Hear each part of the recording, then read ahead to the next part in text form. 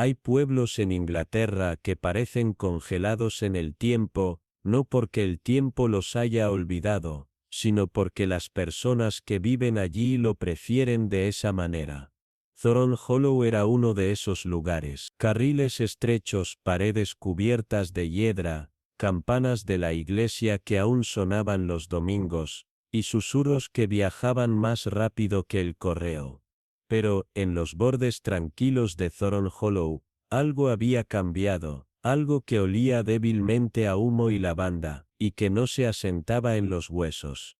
La señorita Marple solo había venido para descansar, una invitación de su vieja amiga Isadora Zen, la hermana del vicario. Iba a pasar una semana tranquila en la cabaña del jardín Vicaray, tomar té caliente, y evitar cualquier charla sobre cajas. Pero el pueblo tenía otros planes.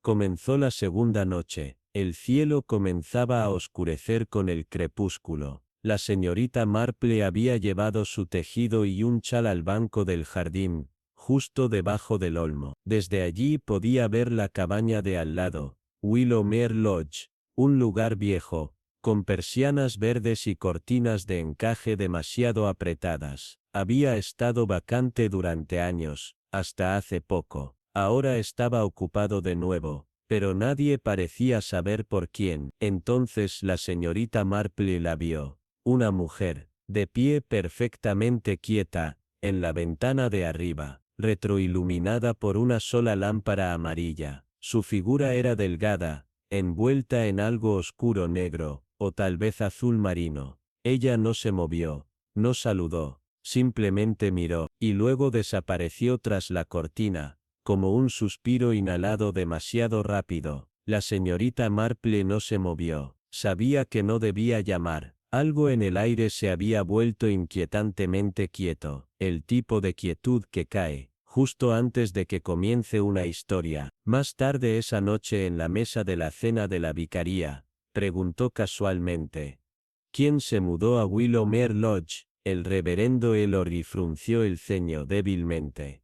Un caballero, creo, el señor Archibald Lennox. Se mantiene para sí mismo, pero la señorita Marple se volvió hacia Isadora. Entonces, ¿quién era la mujer que vi en la ventana de arriba esta noche? La horquilla de Isadora se detuvo en el aire. No hay mujer viviendo allí, Jane. Un silencio cayó sobre la mesa. A la mañana siguiente, la mujer fue encontrada muerta. No en Willowmere Lodge, sino al otro lado del pueblo, en una terraza acristalada cerrada de Thorn Hollow Grange. Se llamaba Elinor Greaves, una viuda solitaria que no había sido vista durante 3 días. Dijeron que falleció mientras dormía, pacíficamente. Pero la señorita Marple la había visto viva la noche anterior, o a alguien que se parecía exactamente a ella, y en Thorn Hollow, la semejanza podía ser peligrosa. El día después de la muerte de Elinor Greaves, se desplegó con un silencio demasiado deliberado para sentirse natural. No fue el silencio suave que sigue a las nevadas, ni la respetuosa tranquilidad del duelo. Fue un silencio lleno de moderación, del tipo que cae sobre una aldea cuando las personas saben más de lo que se atreven a decir. Durante el desayuno en la vicaría, la señorita Marple agitó su té lentamente, su mirada fija en el periódico parroquial. No había titulares para Elinor, no había obituario, solo un aviso seco de 2 líneas, enterrado bajo las actualizaciones de la iglesia. La Srae Greaves, vecina de Thorn Hollow Grange, falleció en silencio mientras dormía. No se solicitó ningún servicio. ¿No hay servicio?, repitió, casi para sí misma. Isadora Brethwaite, sentada frente a una tostada con mantequilla, miró hacia arriba. Aparentemente, dejó instrucciones. Privada hasta el final, Elinor siempre lo fue. La señorita Marple asintió suavemente, pero sus pensamientos ya habían vagado a otro lugar. Privada sí, pero, en silencio, eso no estaba del todo bien. No para una mujer que una vez fue vista sentada junto a la ventana, con una bandeja de té para 2. Más tarde esa mañana, entró al pueblo bajo la excusa de necesitar hilo. pero su verdadero destino era la oficina de correos, específicamente el escritorio de la Sra. Alderton, cuya memoria era tan afilada como su curiosidad. Trágico, ¿no?, murmuró la mujer, entregándole a la señorita Marple un pequeño recibo. No había publicado nada en años, y luego lo único hace 2 días, vino con una carta, dirigida a Londres. Sin remitente. ¿A quién?, preguntó la señorita Marple con interés tranquilo. La Sra. Alderton se inclinó. No reconocí el nombre, pero la letra era de ella. Sin duda, la señorita Marple salió a la brisa, pero el escalofrío que le erizó la piel no venía del aire. Giró, sin dudarlo, hacia Thornhollow Grange. Las puertas estaban entornadas cuando llegó. Un agente se paraba torpemente junto al muro del jardín, inseguro de si debía proteger u observar. En el interior, el doctor Haru, el médico del pueblo, esperaba en el pasillo tenue, su rostro dibujado de una forma que sugería preguntas sin respuesta. La vi, dijo, pacífica, sin signos de lucha. Pero, había algo. La señorita Marple inclinó la cabeza suavemente. Sí, él dudó. La bandeja de té. 2 tazas, una intacta, la otra medio llena. Earl Grey, sin lápiz labial, sin huellas digitales. Ambas tazas recién lavadas. Los guantes, aún en sus manos. Esperaba compañía, dijo la señorita Marple, suavemente. O ya la tenía más tarde de pie sola en el salón de dibujo de Elinor. La señorita Marple se movió con reverencia, sus pasos ligeros sobre la alfombra desvaída. Una fotografía de un joven en uniforme descansaba sobre la repisa de la chimenea pulida, como si hubiera sido tocada recientemente. Debajo del reloj, casi escondido detrás de su curva de latón, notó el borde de un papel, pequeño, desgarrado. Lo deslizó con cuidado. Solo 2 palabras, garabateadas apresuradamente. Ella lo sabe. La señorita Marple no se estremeció. No había habido un fantasma en la ventana esa noche. No era un simple parpadeo de luz. Lo que había visto era una mujer que esperaba decir la verdad, y alguien muy real, se había asegurado de que no lo hiciera. A la mañana siguiente, en Thornhollow, el día se desplegó con esa incómoda cortesía tan peculiar de los pequeños pueblos, donde la preocupación se disfraza con la máscara de la rutina. La florista mostró lirios blancos frescos, homenaje a alguien de quien nadie se atrevía a hablar. El supermercado empacó el azúcar y la harina en sacos de papel marrón con demasiado cuidado, evitando los ojos de la señorita Marple. Cuando ésta preguntó suavemente si la señora Graves había comprado mermelada. No últimamente, murmuró. No tenía mucho apetito cerca del final. Pero el apetito, pensó la señorita Marple, mientras egresaba por el camino de piedra húmeda, no siempre es por comida. De vuelta en la vicaría, Isadora escribía notas de agradecimiento por flores de condolencia que no habían recibido. La tetera silbaba. Baj. Una llovizna comenzaba a tocar débilmente las ventanas. Era un día para pensar en silencio. La señorita Marple tomó su té en el salón y colocó todo lo que sabía, no en voz alta sino en el ritmo privado del hábito, como doblar la ropa limpia o desgranar guisantes. Pieza por pieza, Elinor había recibido un visitante. Alguien lo suficientemente cercano como para compartir el té, lo suficientemente cauteloso como para no dejar rastro. Había enviado una carta justo antes de su muerte, dirigida a alguien en Londres, escrita a mano, con cuidado, pero nadie en el pueblo sabía a quién iba dirigida, ni lo que decía. La señorita Marple recordó el sobre descrito por la señora Alderton. Papel de buen gramaje color crema, tinta azul, mano firme. No fue escrita en desesperación. Había sido compuesta, y luego, destruida, porque, como ella sospechaba, la carta nunca llegó. Esa tarde, La señorita Marple llamó discretamente al joven señor Beckwith, el abogado del pueblo. Bajo la agradable apariencia de necesitar consejos sobre la herencia de un primo, hablaron de implicaciones fiscales y derechos de tierras rurales. Y luego, casualmente preguntó si la fallecida señora Graves había hecho alguna enmienda a su testamento en el último mes. Beckwith, demasiado joven para mentir convincentemente, dudó. Hubo una visita admitida hace unas 3 semanas. Preguntó si ciertos documentos podían añadirse sin notificar a la familia. ¿Como cuáles? Una declaración jurada. Parecía preocupada. Dijo que debía abrirse solo en caso de una investigación. Le dije que podíamos redactar algo, pero nunca regresó para firmarlo. La señorita Marple asintió con un leve movimiento de cabeza. Y dijo a quién temía. No, respondió Beckwith, pero dijo algo extraño cuando se marchó. Dijo, simplemente no quiero que lo entierren otra vez.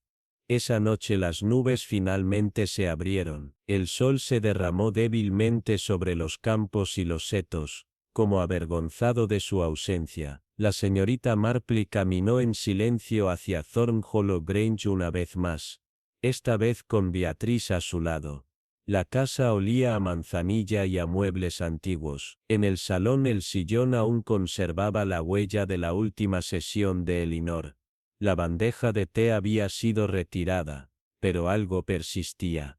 En la esquina más lejana se encontraba una vieja escribanía, su tapa ligeramente entreabierta. En su interior, escondido entre las páginas de un almanaque de jardinería de 1020, la señorita Marple encontró un trozo de papel doblado, bordes desplazados, tinta apenas sangrante. No era la carta, era una lista. Una lista de nombres. 5 en total, todos tachados, excepto uno. Isadora Braithwaite. Beatriz jadeó suavemente. ¿Por qué mi tía escribiría eso? La señorita Marple dobló el papel con cuidado. Porque, querida, temía haber juzgado mal a uno de ellos, y necesitaba que alguien que aún viviera, supiera la diferencia. Cuando el anochecer se presionó contra las ventanas, la señorita Marple permaneció junto a la fría chimenea y miró la rejilla vacía. La lista no se trataba de amistad, se trataba de confianza, y un nombre aún no estaba tachado, no porque se confiara más en él, sino quizá porque se confiaba menos. Mañana, comenzaría con el primer nombre de esa lista, pero esta noche el silencio en Thornhollow hablaba más fuerte que cualquier carta. No era que Elinor Greaves no hubiera podido enviar su verdad. Es que alguien había interceptado, antes de que el mundo pudiera oírla hablar. A la mañana siguiente en Thornhollow, el día se desplegó bajo un cielo lavado. Las nubes eran delgadas como pergamino, y la brisa llevaba el tenue aroma de lilas desde el jardín de la vicaría. Para un extraño el pueblo podría haber parecido medio dormido, su calma inútil, su silencio pintoresco, pero la señorita Marple sabía algo mejor. Las aldeas, como las teteras, a menudo contenían más calor del que parecía, y la casa donde vivió la señora Elinor Greaves, Elmgrove Cottage, aún conservaba el aroma de algo inacabado. Su primera visita esa mañana fue al señor Alfred Denby, el antiguo jardinero de la señora Greaves, un hombre cuyas botas estaban perpetuamente cubiertas de tierra, y cuya manera tendía a la discreción. Estaba atendiendo una hilera de hiedra cerca del muro del límite, sus tijeras haciendo clic rítmicamente en la tranquilidad. Cuando la señorita Marple preguntó si su antigua empleadora había parecido preocupada en sus últimas semanas, asintió lentamente y dijo, dejó de caminar cerca del huerto, dijo que las sombras ya no eran las suyas. Su voz permaneció estable, pero sus ojos se desplazaron hacia la parte trasera de la propiedad, donde los árboles más viejos se inclinaban levemente hacia adentro, como si guardaran secretos. Cuando se le preguntó sobre visitantes dudó, y luego recordó una figura con abrigo oscuro que vino solo 2 días antes de la muerte de la señora Greaves. No vi la cara, admitió, pero no era nadie del pueblo. La tienda local como siempre ofreció un tipo diferente de inteligencia. La señora Allen, que había convertido el chisme en una forma de arte mientras envolvía pasteles de semillas, hablaba en voz baja. Isadora Braithwaite cambió, susurró. Más ligera, de algún modo, más feliz, como si ya no llevara algo encima. La señorita Marple hizo un sonido pensativo y siguió su camino. Había visto eso antes, en mujeres que sobrevivieron a sus errores y aprendieron a esconder su culpa bajo encajes y sonrisas. La culpa, reflexionó, no siempre se manifiesta en lágrimas. A veces, se parece al alivio. Más tarde ese día encontró a Isadora en el jardín, organizando caléndulas. Las manos de la mujer se movían con una gentileza practicada, pero su expresión era fija, serena de una forma que parecía cuidadosamente ensayada. —¿Elinor te habló alguna vez de la guerra? —preguntó la señorita Marple con tono ligero. Hubo una pausa, y los dedos de Isadora se congelaron a mitad del tallo. Mencionó a su hermano, Julian, solo una o dos veces. Cuando la señorita Marple comentó que Elinor guardaba una fotografía de él en un cajón, el rostro de Isadora permaneció inmóvil, pero su voz vaciló levemente. No era una mujer sentimental, dijo. Incluso en la iglesia, se mantenía en pie durante los himnos como si no necesitara la música en absoluto. La señorita Marple no dijo nada. Permitió que el silencio colgara, y luego añadió, es peculiar, ¿no? Amar a alguien, y aún así esconderlo del mundo. ¿Sabías que estaba en la lista como un desertor? Esta vez la pausa fue más larga. No, respondió Isadora, su voz más débil. No lo sabía. Esa noche, después de la cena y la conversación educada, la señorita Marple escribió una breve carta a un amigo del Ministerio de Defensa, no para pedir archivos ni fechas que pueden mentir, sino por ese tipo de verdades que solo se susurran en confianza. La guerra había terminado hacía mucho tiempo, pero el daño que dejó atrás, especialmente en lugares como Thorn Hollow, nunca había sido cartografiado del todo. Antes de retirarse, regresó a la habitación de Elinor. La luz era delgada ya, y la estancia tenía la quietud serena de un lugar que ha estado largo tiempo sin uso. En el alféizar de la ventana había una mancha tenue, como si alguien se hubiera quedado allí cada noche mirando hacia la oscuridad. En la mesita de noche reposaba un volumen de poesía, su encuadernación, gastada, sus páginas, limpias, estaba abierto en un poema cuya línea final decía ay. Hay cosas que enterramos tan profundamente, que olvidamos dónde se halla la tumba. La señorita Marple se quedó sentada, leyendo esa línea una y otra vez. Momentos después, Beatriz entró con una bandeja y 2 tazas de té, que colocó suavemente en la mesa de escritura. Miró hacia el libro abierto, luego a su invitada. Ella no era perfecta, dijo casi para sí misma. Mi tía, a menudo era dura, pero no era deshonesta. La señorita Marple asintió con suavidad. No, y creo que al final, intentó decir una verdad que nadie más se atrevió a admitir, que a veces lo que llamamos traición es en realidad coraje sin nombre.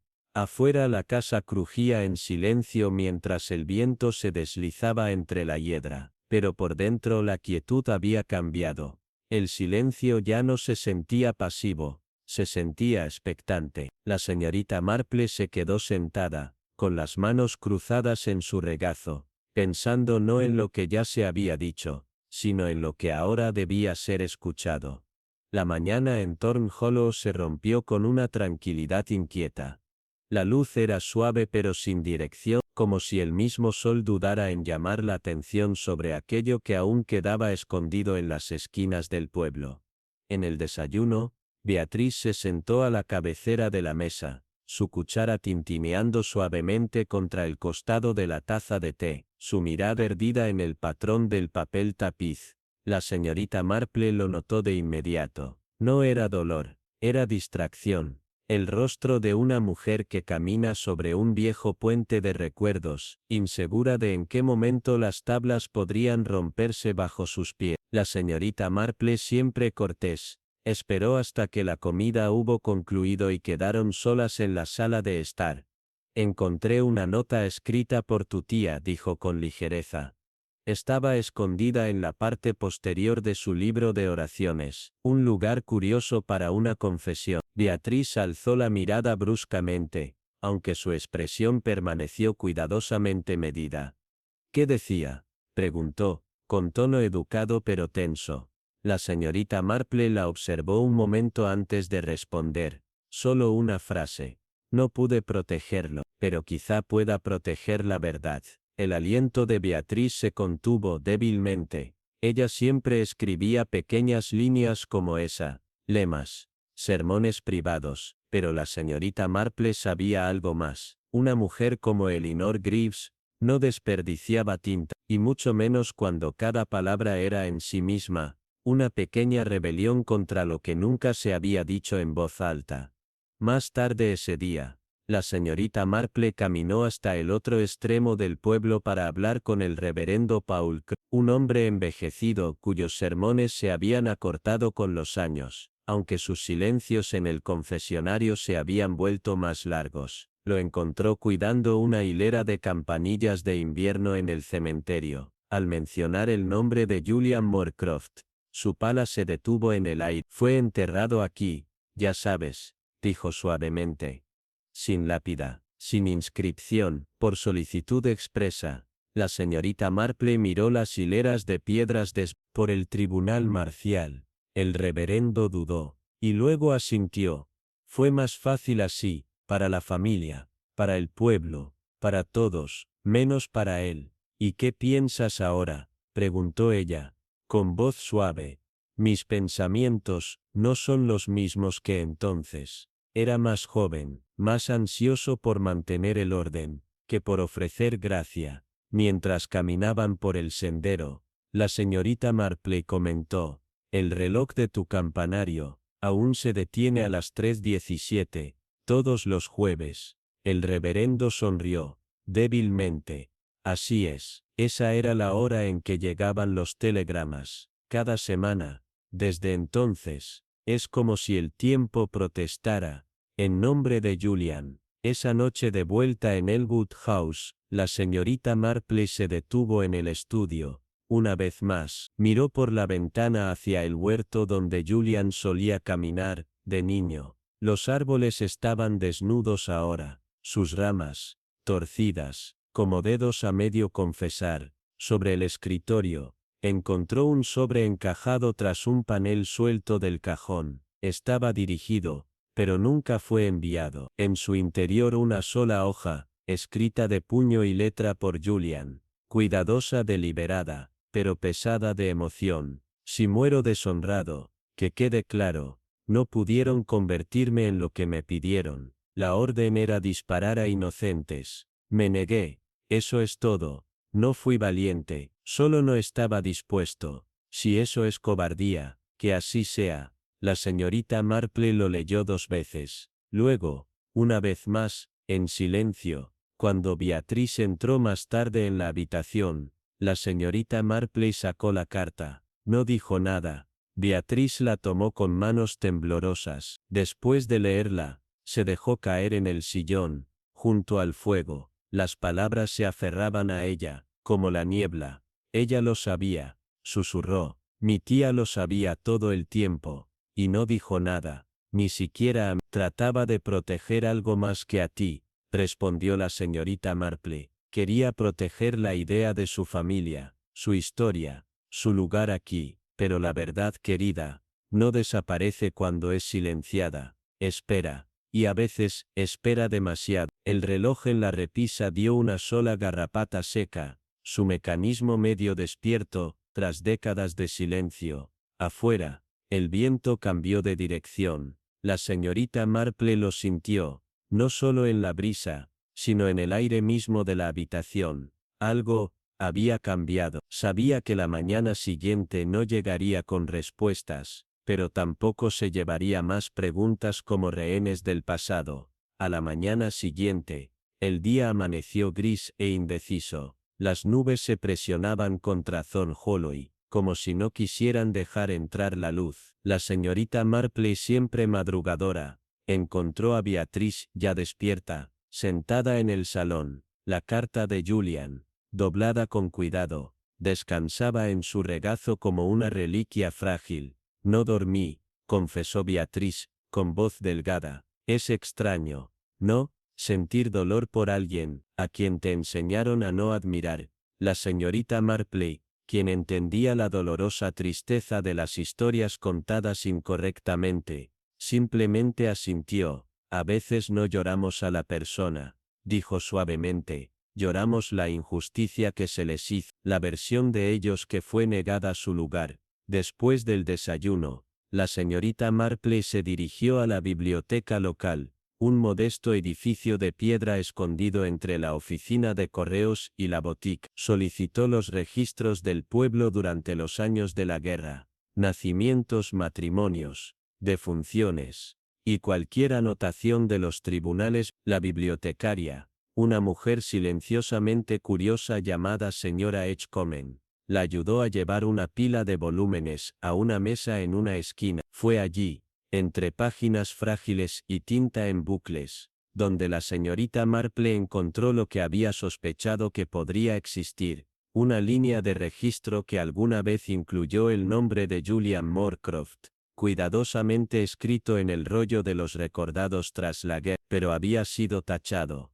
no con el trazo húmedo habitual de una corrección clerical, sino con un rasguño duro, deliberado, hecho por una mano diferente. A su lado, en el margen, una sola palabra, retirad. La señora Edgecombe, mirando por encima del hombro de la señorita Marpley, suspiró. Eso no era protocolo, murmuró. Los nombres no se eliminaban. En el peor de los casos, un asterisco, una nota de investigación, pero borrarlo así, no. Alguien tomó esa decisión. La señorita Marpley regresó a Elmwood House con algo más que preguntas. Tenía una sospecha creciente, ahora medio confirmada. Alguien en el pueblo, quizás más de uno, había trabajado silenciosamente para reescribir el legado de Julia. Pensó de nuevo en las palabras del reverendo Crowthorne, y en la carta de confesión de Eugenia. De vuelta en el estudio, se detuvo frente al reloj de la repisa, preparado recientemente. Ahora marcaba con un sonido débil y reconfortante, un latido restaurado. Pensó en el tiempo, no solo como el pasar de los minutos, sino como la forma en que la memoria puede sanar. Se preguntó cuántas otras historias habían sido alteradas, no con violencia, sino con omisión. Esa tarde, cuando la luz atravesó brevemente las nubes, la señorita Marpley visitó la cripta de la familia Moorcroft, al borde del cementerio. Los nombres tallados en la piedra eran nobles, intactos, grabados con cuidado, pero no había marcador para Julian, ni siquiera una nota al pie. Mientras caminaba de regreso por el sendero, pasó junto a la vicaría. El reverendo Crowthorne estaba recortando un seto. La saludó con amabilidad, pero sus ojos estaban distantes. «Has recordado», dijo gentilmente sin acusación. «Nunca lo olvidé», respondió tras una pausa. «Me dijeron que arruinaría a la familia, que era mejor dejar que la historia muriera, y casi lo hizo», respondió la señorita Marpley, su voz tranquila. «Pero las historias no mueren, se entierran, y como todo lo que está enterrado superficialmente, regresa cuando la tierra se ablanda». El reverendo retiró sus guantes y los dobló lentamente entre sus manos. Si pudiera volver atrás, lo habría defendido. Pero era un hombre joven, nuevo en la parroquia, ansioso por mantener la paz. Confundí el silencio con la compasión. «Muchos lo hacen», dijo la señorita Marpley, sin rastro de juicio. «Pero la paz basada en el silencio, solo espera ser rota». Esa noche Beatrice se unió a la señorita Marpley en el jardín. Se sentaron entre los arbustos de lavanda, observando a las abejas zumbar soñolientas sobre las flores púrpuras. La carta estaba en su mano nuevamente, plegada, desplegada, doblada una vez más. Quiero poner una piedra, dijo Beatriz de pronto, para él, en el huerto donde solía leer. La señorita Marple sonrió con la mirada puesta en el horizonte. Entonces hazlo, no por el pueblo, no por la historia, sino por la verdad. Una brisa ligera recorrió el jardín, revolviendo la lavanda y rozando las ramas por encima.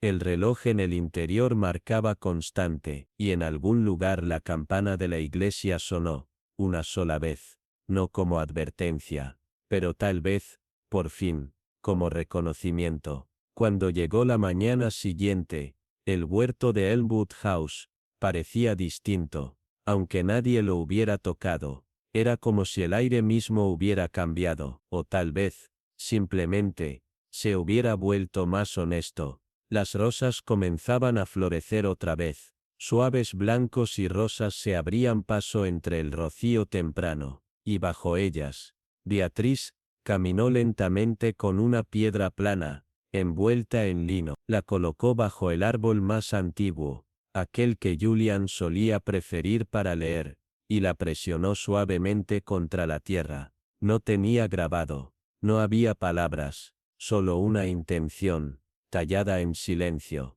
Pero la señorita Marple sabía que incluso una piedra sin nombre puede decir mucho. En el pueblo, sin embargo, la noticia de la piedra se extendió rápidamente. Thorn Hollow era un lugar donde la curiosidad era más profunda que el chisme, pero ninguno de los dos podía contenerse del todo. Algunos, al pasar frente a la casa, asintieron en silencio. Otros miraron hacia otro lado, sin decidir si aquel acto era un desafío o un cierre. En la tienda general, la señora Penrose, que había servido a la aldea durante 40 años y recordaba cada escándalo con el mismo cariño que cada boda, ofreció su veredicto con la certeza de las escrituras. Ya era hora, dijo, doblando una bolsa de papel de azúcar de cebada. El niño no era malvado, estaba herido, y ella, se refería a Eugenia, estaba demasiado orgullosa para admitir que lo había roto. La señorita Marple, de pie cerca, con su ovillo de lana en la mano, no dijo nada, pero observó con atención quién estuvo de acuerdo y quién mantuvo los ojos bajos. Esa tarde, el reverendo Crowthorne invitó a la señorita Marple y a Beatriz a la sacristía de la iglesia. Allí presentó una pequeña colección de registros parroquiales antiguos, documentos que admitió habían sido archivados selectivamente. Esto, dijo, abriendo un libro mayor, es la lista de confirmaciones de mi... El nombre de Julian aparece aquí, señaló una línea escrita con tinta elegante, pero no está en el libro del recuerdo. ¿Y por qué fue excluido?, preguntó la señorita Marple. Hubo una pausa, luego un suspiro, porque alguien creyó que era más fácil borrar que explicar. La señorita Marple giró la página. Más fácil, tal vez, dijo, pero nunca más compasivo. Esa noche Beatriz encontró un pequeño paquete, dirigido con la letra de su tía. Nunca fue enviado, pero había sido conservado en un cajón, debajo de viejos libros de referencia. Dentro, estaba el reloj de Julian, aún detenido, a las 3:17, y junto a él, una breve nota, escrita con la misma mano que la frase que la señorita Marple había encontrado en el himnario. Le dije que no volviera, no porque lo odiara, sino porque no podía soportar ver en qué lo habían convertido. Pensé que si cerraba la puerta, podría detener la vergüenza, pero estaba equivocada. La vergüenza no era suya, era mía. Beatriz lo leyó en voz alta. En el silencio de la sala, el sonido de las palabras colgaba como una respiración entre ellas. La señorita Marple observó a la joven de cerca, no por debilidad, sino por la resolución que a menudo florece en las ruinas del viejo dolor. Más tarde esa semana, la iglesia anunció un servicio conmemorativo. no grandioso, no formal, pero sí lleno de propósito, para todos los no nombrados, decía el boletín, y aunque no mencionaba directamente el nombre de Julian, todos lo sabían. Los aldeanos acudieron, vestidos con sencillez, reverentemente. La señorita Marple se sentó cerca del fondo, con las manos dobladas, los ojos suavemente cerrados, y mientras el órgano tarareaba un suave postludio, y el reverendo Crowthorne hablaba con voz queda de la memoria, el coraje, y la injusticia tranquila, una cálida brisa se movió a través de las ventanas abiertas de la iglesia, levantando el borde de la hoja de servicio en el regazo de Miss Marple. Tembló, luego descansó. Cuando el servicio terminó, nadie habló durante un buen rato. No porque no hubiera nada que decir, sino porque todo lo necesario, por fin se había dicho. Afuera, mientras la congregación se dispersaba lentamente, Beatriz permaneció atrás, se acercó a la pequeña mesa de madera, donde se ofrecían y encendían velas. No por un alma perdida, sino por una verdad recuperada. La señorita Marple se unió a ella solo para susurrar.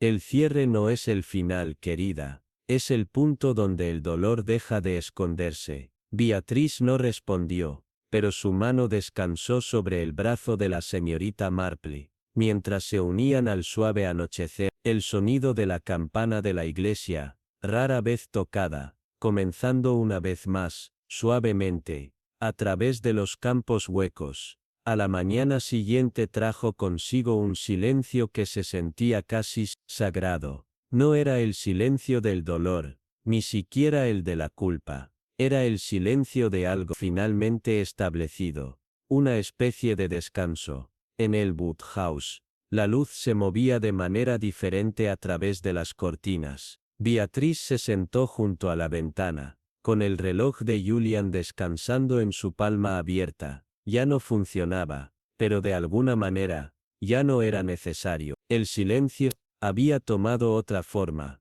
ya no era vacío, era totalidad. La señorita Marple pasó la primera parte del día en el pueblo, sin hacer preguntas. Simplemente, escuchar, y lo que escuchó no fue sorprendente. El señor Tilly, en la tienda general, comentaba que las cosas se habían asentado. La señora Penrose mencionó que la casa ya no le daba escalofríos al pasar, y la joven Elsie, de la oficina de correos, susurró que el sermón del vicario la había hecho sentir que algo había sido limpiado. No eran confesiones, ni declaraciones, eran reconocimientos tranquilos, de una verdad permitida de regresar a la luz. Al mediodía, el sol se había vuelto claro y afilado, disipando la poca niebla que aún se aferraba a los setos. La señorita Marple y Beatriz caminaron juntas por el huerto, donde la tierra había sido removida. Las rosas florecían nuevamente, sus pétalos llenos y fragantes, como si el terreno aprobara, por fin, la curación. Beatriz se detuvo cerca de la base del árbol más antiguo. Solía sentarse aquí, dijo suavemente, con un libro y una manzana, como si la guerra fuera solo una historia, que intentaba reescribir. La señorita Marple no dijo nada, pero su mirada se quedó en el pequeño marcador de piedra, ahora ligeramente desgastado por la lluvia. Todavía no tenía nombre, pero tenía presencia, y la presencia amable no exige explicaciones, solo respeto. Más tarde esa tarde, llegó una carta de un abogado en Londres. Estaba dirigida a Beatriz, pero ella la leyó en voz alta, para beneficio de la señorita Marple. Confirmó lo que Marple ya sospechaba. Eugenia había revisado su testamento en sus últimos meses, no solo para dejar el Woodhouse, sino para entregar también un testimonio escrito de su papel en el silencio alrededor de Julian. No pido perdón, había escrito Eugenia, su letra firme incluso en el fracaso, solo comprensión. Si Julian es recordado en absoluto, que no sea por cómo se fue, sino por qué no podía quedarse. Beatriz dobló la carta lentamente. Ella no era cruel, dijo al fin, solo tenía miedo de lo que eso diría sobre ella. si admitía que él estaba roto, y era valiente en igual medida. La señorita Marple asintió. A veces confundimos el amor con el legado, y al hacerlo transmitimos el silencio, no la verdad. Cuando el sol comenzó a deslizarse detrás de los árboles, se sentaron juntas en la sala. El té se enfriaba en sus tazas. El tejido descansaba sobre las vueltas, sin tocarse. No sonaba música, no marcaban los relojes, pero la casa ya no se sentía inmóvil, se sentía despierta. Un suave golpe en la puerta interrumpió la quietud. Era el reverendo Crowthorne con un sobre en la mano. Acababa de regresar de los archivos de la diócesis en Salisbury. Pensé que podrías querer ver esto, dijo pasándolo a Beatriz. Es el expediente completo de Julian sin censura. En su interior había páginas escondidas hacía mucho tiempo, relatos de otros soldados, cartas interceptadas, pero nunca reenviadas, y una nota del tribunal, archivada en silencio, afirmando que Julian Elwood se había negado a cumplir una orden que habría costado vidas inocentes. No había huido, se había resistido. Beatriz leyó la página final, sus ojos llenos de un dolor tranquilo. Entonces, él no era un cobarde, dijo. No, respondió la señorita Marple, pero durante años, la vergüenza fue más fácil de creer que los matices. Esa noche,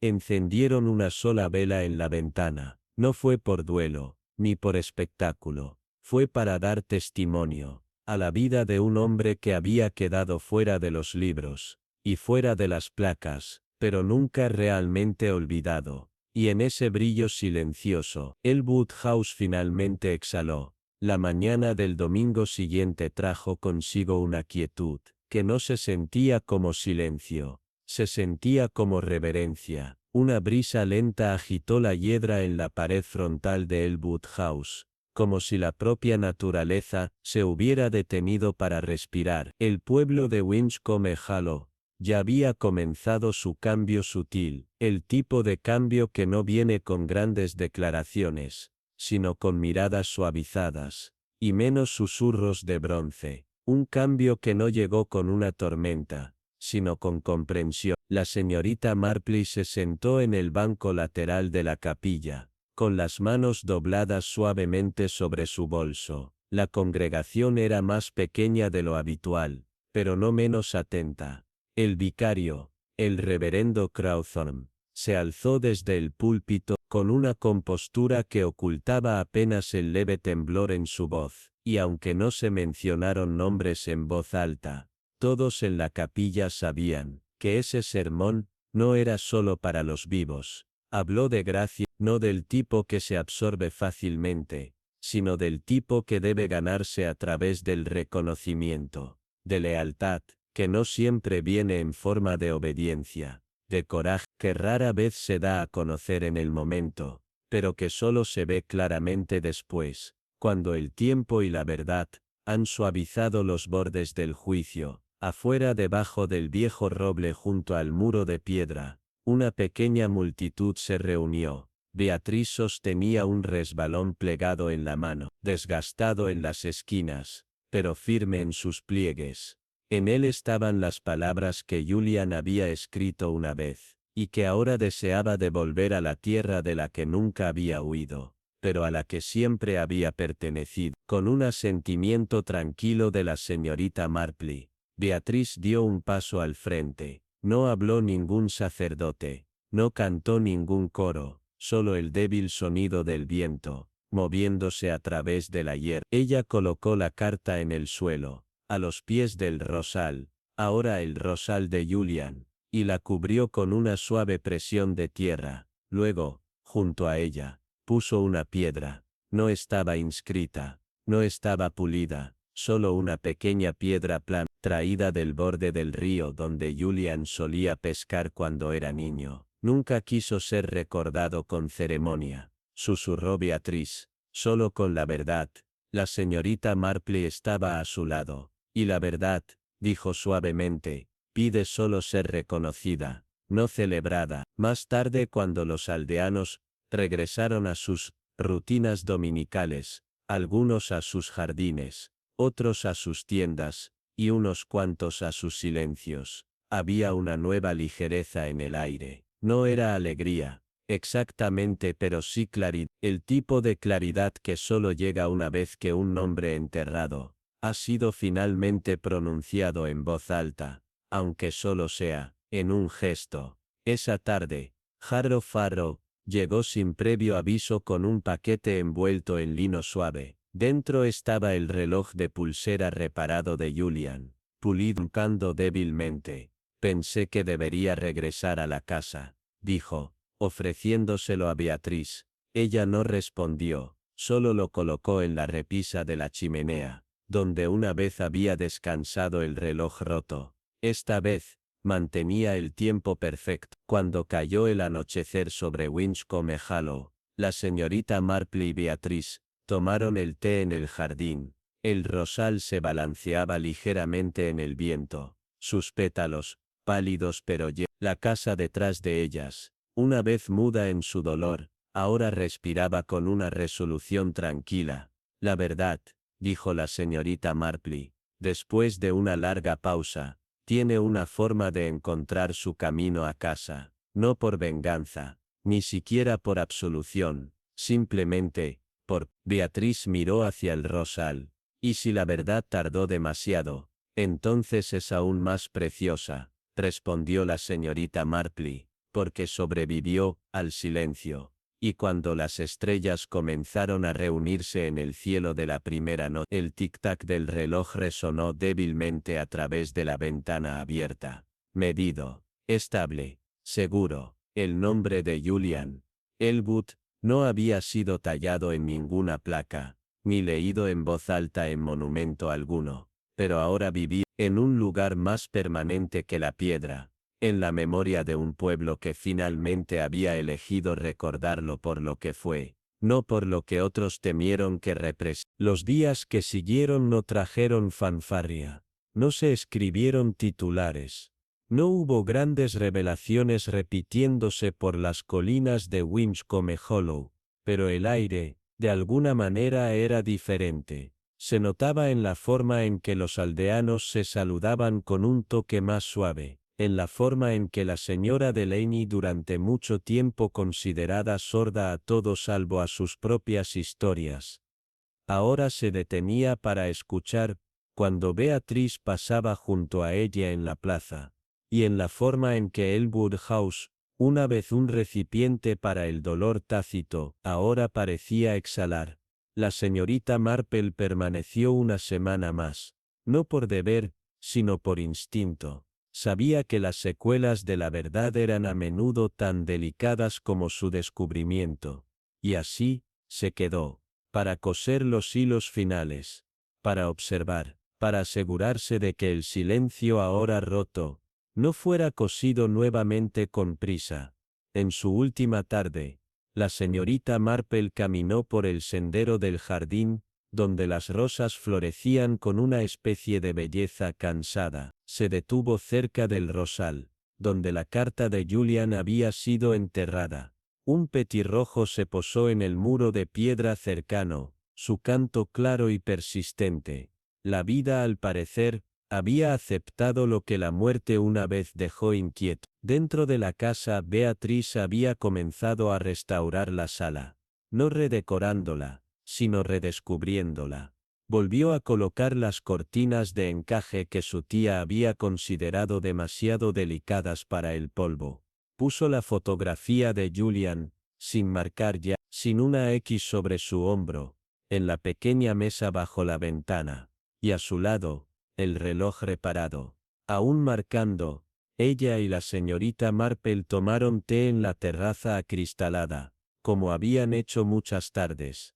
No había más preguntas entre ellas, solo comprensión. Creo que le hubiera gustado esto, dijo Beatriz, revolviendo su taza sin mirar hacia arriba. No ser honrado, sino ser entendido. La señorita Marple asintió. A veces, la mayor amabilidad es ser visto. Incluso después de haberse ido. Más tarde esa noche, cuando llegó el carruaje de la señorita Marple, Todo el pueblo pareció quedar atrapado en ese extraño silencio que precede a un cambio en el clima. Beatriz la acompañó hasta la puerta. No hubo grandes despedidas, ni confesiones finales. Solo una oración, tranquila y completa. Gracias por dejarlo volver a casa. La señorita Marple sonrió suavemente. Nunca se fue realmente, dijo. Solo estaba esperando a alguien lo suficientemente valiente, como para abrir la puerta. Las ruedas del carruaje giraron lentamente al principio. Luego se estabilizaron. Cuando el pueblo quedó atrás, el paisaje se abrió en campos suaves y setos sinuosos. La señorita Marple lo vio todo con ojos tranquilos, su tejido descansando sobre su regazo. No miró hacia atrás, porque algunas historias, una vez resueltas, no necesitan volver a visitarse, solo necesitan ser recordadas. Y en Winchcombe Hollow, Julian Elwood finalmente había sido recordado. No como un desertor, no como un rumor, sino como un niño que una vez escribió poesía, que amó a su familia, y que murió con una verdad demasiado pesada para llevarla solo. El reloj dentro de Elwood House marcó. Y con eso, también lo hizo el perdón.